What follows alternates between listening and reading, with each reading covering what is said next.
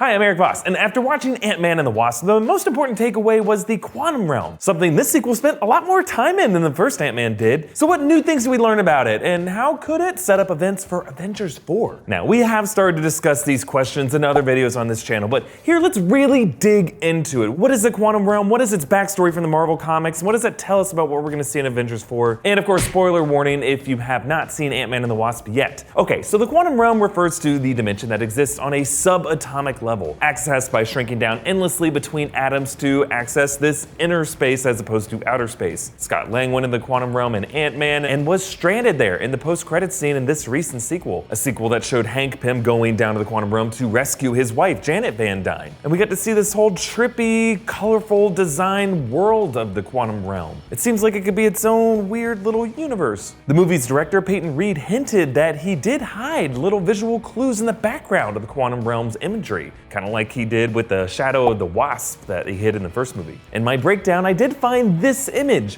which looks kind of like some kind of city or civilization. What could this place be, other than a smudge on the lens? Well, it does help to look back at the Marvel comics. The quantum realm is just a cinematic version of the Microverse, also known as Micro World or Subatomica. It's an entire dimension of subatomic star systems, planets, and civilizations. It shows up first in the Fantastic Four comics. Dr. Doom uses a shrinking ray against the Fantastic Four, but they later turn it against him, and Dr. Doom is seen shrinking endlessly until he disappears. That settles that. But later, the Fantastic Four begin shrinking randomly. So with the help of Hank Pym, they shrink down to investigate, realizing that Dr. Doom didn't disappear, he just shrunk down into the Microverse. And he's been spending all this time living in the star system of Subatomica, conquering a world called Mirwood. So during this time in the Microverse, we also meet the lizardmen of the planet Tok, before the Fantastic Four get saved by Ant-Man and then Dr. Doom flees. Later in the comics, there's a character, Psycho Man, from Subatomica. He gets involved when the Silver Surfer hides from Galactus in the Microverse. And there's a later Marvel Microverse story when Scott Lang shrinks down into Microworld to look for the Thing, and he finds him living it up down there as a gladiator fighter. The storyline's actually very similar to Thor Ragnarok. Within this whole Microverse, there's also a place called Homeworld, which is kind of a molecular chain planet that was conquered by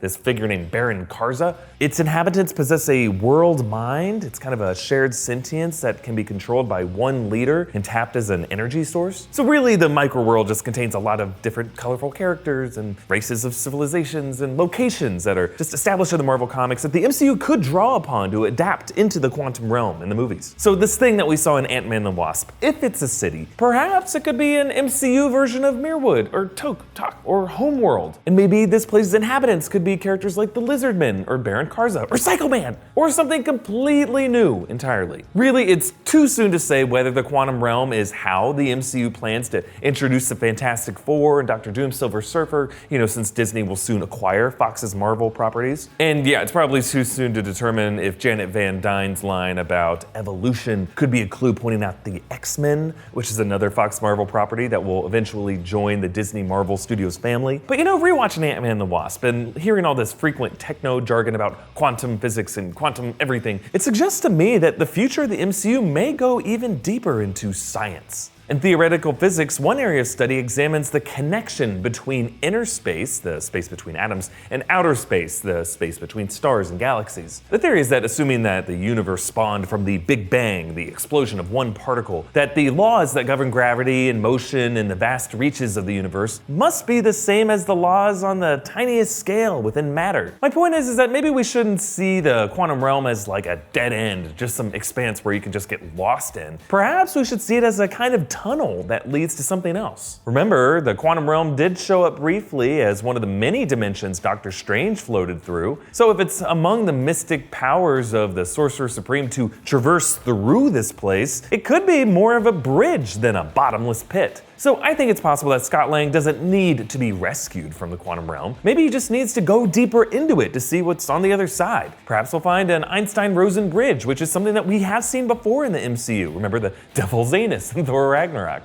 And every time the Bifrost has been opened up, it's a wormhole that leads to some other realm in space. So if Scott emerges out of the other side of a wormhole with some kind of quantum healing energy that he's gathering in that post-credit scene, I could see that being very useful for Tony Stark and the rest of the surviving Avengers in their final fight with Thanos. There's also the theory that the quantum realm could cause a phase shift into a parallel reality. Remember earlier in Ant-Man the Wasp, Dr. Bill Foster, Lawrence Fishburne's character, lectures to his class about quantum physics, and he drops this key line of dialogue about how phase shifting, like the kind experienced by Ghost, could, on a quantum level, cause a split into, quote, multiple parallel realities. So if Scott gets a similar affliction during his time in the quantum realm, perhaps that could cause him to slip into an alternate parallel reality, perhaps an alternate timeline where the other half of all life survived, and Iron Man, Cap, Thor, and the others faded away. We could see some kind of twist in Avengers 4 where Scott merges these two realities, collapsing them onto each other, bringing the two halves of existence back together. In other videos, I've looked at those leaked set photos showing the devices on all the Avengers' hands, and I point out that they kind of look like Pym particles. This could all be related. I'm just saying, you gotta take a cue from Morpheus here and free your mind to see the various options of how the Avengers